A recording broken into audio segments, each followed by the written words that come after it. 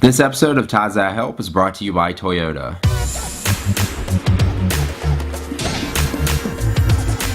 What's up guys, I'm at CES, the Consumer Electronics Show, and today I stopped by the Sony booth and checked out some of their lens style cameras. It's actually really weird because I feel like I'm holding a DSLR lens, but it's not a lens, it's a camera.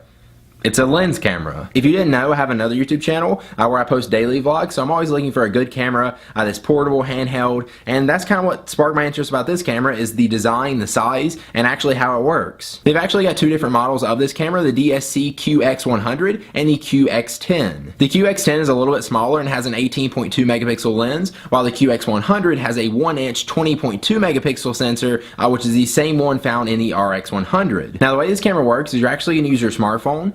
You got to download the Play Memories mobile app, which you can get from the App Store on Android or iPhone, and then you're going to sync it up via Wi-Fi or NFC. It does have both built in, and then you're pretty much going to use your phone as a viewfinder for the camera. Now there actually was a lot of lag and glitchiness in between like what the camera was actually pointing at and supposed to be showing and what was actually showing up on the phone, but you got to remember we are at CES. There's over like 100,000 geeks here all using Wi-Fi and signals and stuff like that, so sometimes stuff just doesn't work right. So I'm not going to say it was bad because that was probably what was happening, but sometimes it did work, and when it did, it actually worked really well and took amazing pictures. The pictures actually looked really beautiful. Maybe that's because I was in them, I don't know, but yeah, nah, they actually did look really good. Another cool thing about this camera is you can actually use a clip attached to the back of the lens, and you can use that clip to attach it to your phone, like I did with my Nexus 5. So it kind of turns your smartphone into just a super high definition, really good quality camera. Now let's say your smartphone died and you still want to use your camera, or you just don't want to use your smartphone with your camera. Now you can use it independently. There's a spot for a micro SD card, so you just plug that in,